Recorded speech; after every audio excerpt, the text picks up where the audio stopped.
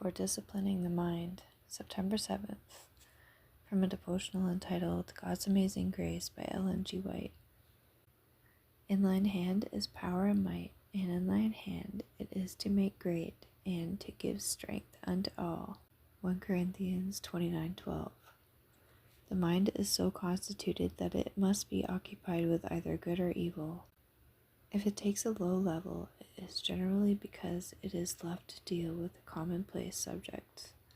Man has the power to regulate and control the workings of the mind and give direction to the current of his thoughts.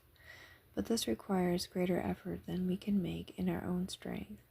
We must stay our minds on God if we would have right thoughts and proper subjects for meditation. Few realize that it is a duty to exercise control over their thoughts and imaginations. It is difficult to keep the undisciplined mind fixed upon profitable subjects. But if the thoughts are not properly employed, religion cannot flourish in the soul. The mind must be preoccupied with sacred and eternal things, or it will cherish trifling and superficial thoughts.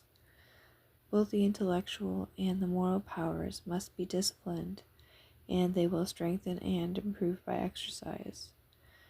To understand this matter aright, we must remember that our hearts are naturally depraved, and we are unable of ourselves to pursue a right course.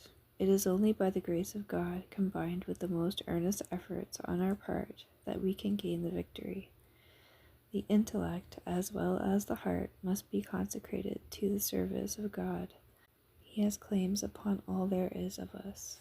Pleasure-seeking, frivolity, and mental and moral dissipation are flooding the world with their demoralizing influence. Every Christian should labor to press back the tide of evil and save our youth from the influences that would sweep them down to ruin. May God help us to press our way against the current. Without the power of God's grace and Spirit, we cannot reach the high standard He has placed before us.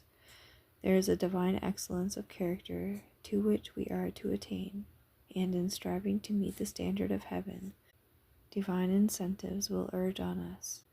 The mind will become balanced, and the restlessness of the soul will be banished and repose in Christ.